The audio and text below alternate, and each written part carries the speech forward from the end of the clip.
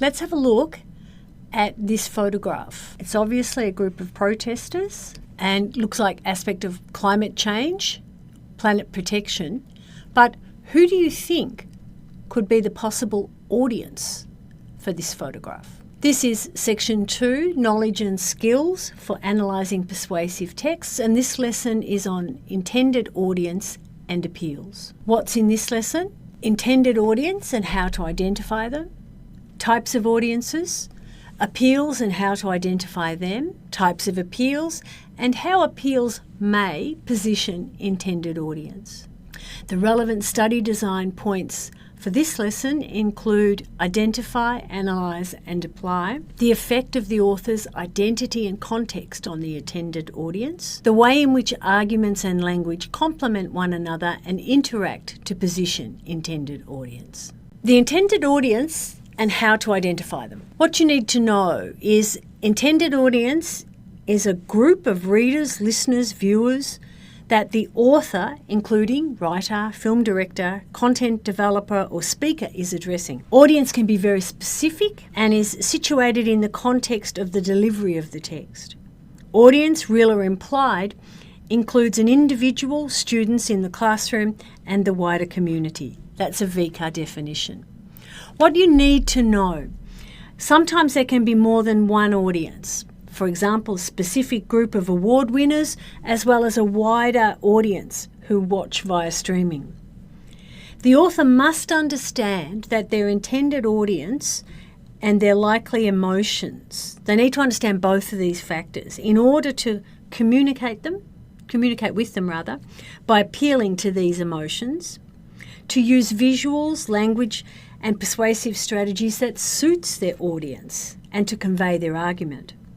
And that way they can position their audience, hopefully, to accept their point of view on an issue. When you analyse a persuasive text, you need to ask yourself the following questions about an audience. Who is the intended audience?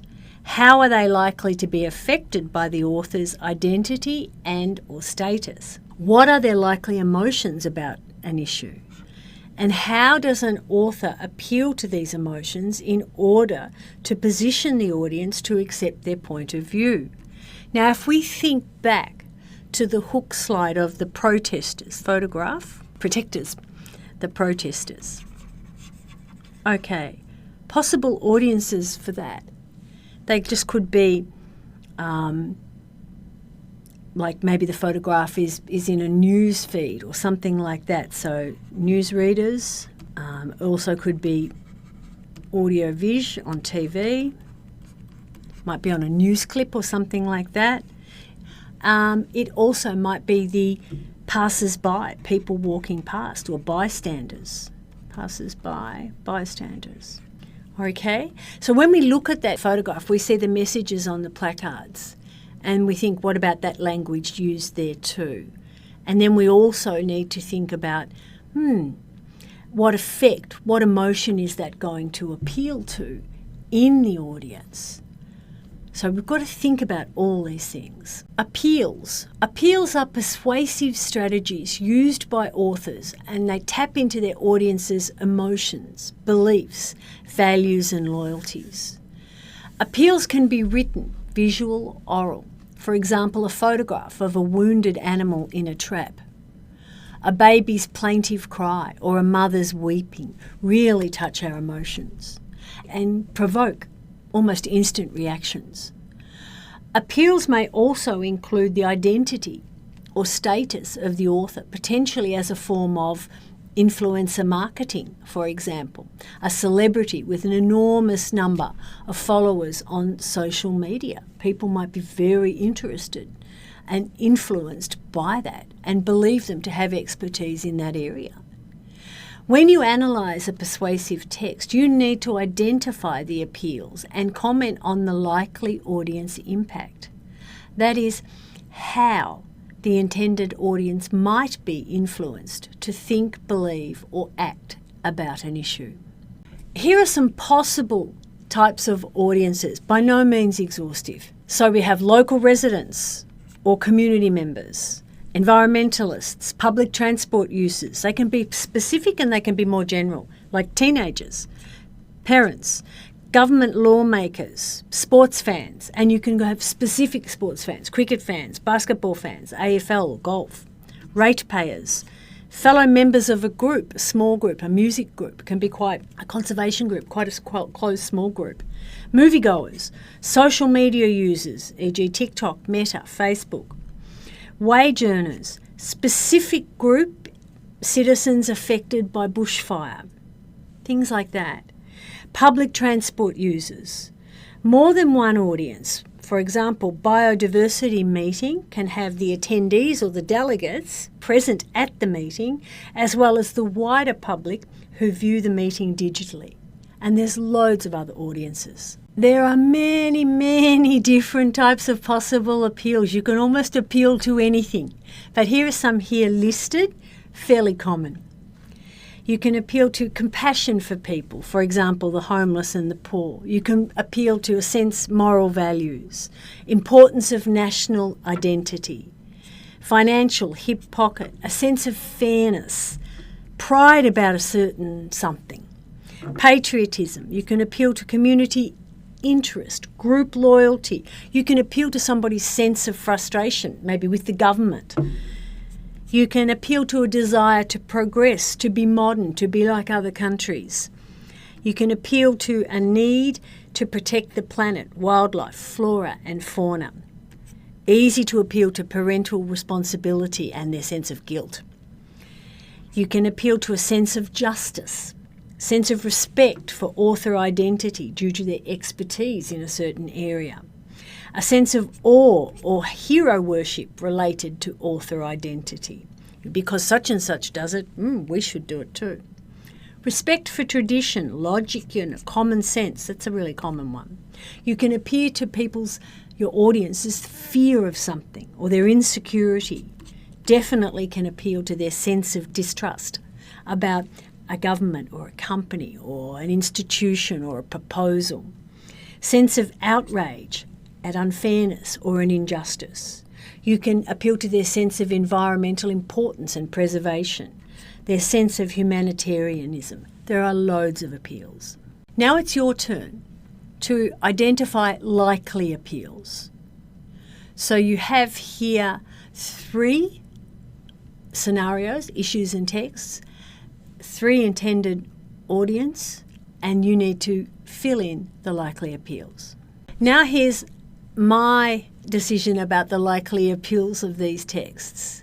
So number 1, a letter from a principal advising that due to staff shortages, students will have to pay a 50% increased camp levy. The audience, school community, parents and students. I think it's likely to appeal to a sense of frustration and also financial appeal because it's going to be costs. Frustration, goodness me, why do we have to pay this increased camp levy? And the financial is, this is 50% is a huge markup. The second one, a news video clip of a mother weeping about her 3-year-old son who has been attacked by a dog. Or intended audience, news viewers. This is one of these immediate prompting sense of outrage type ones. How has this happened? That's one appeal.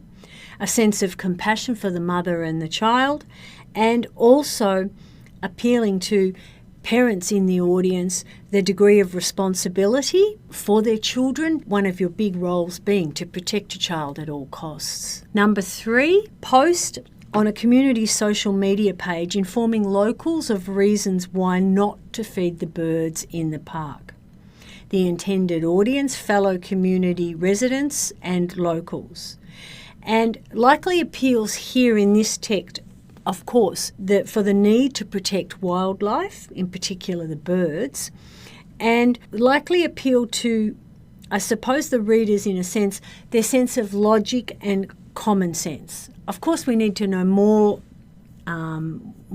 information that's contained in these texts to identify any other appeals, but these are the ones that, generally you'd go for, especially if you're a writer, and that would help you purpose your text, I suppose, even more.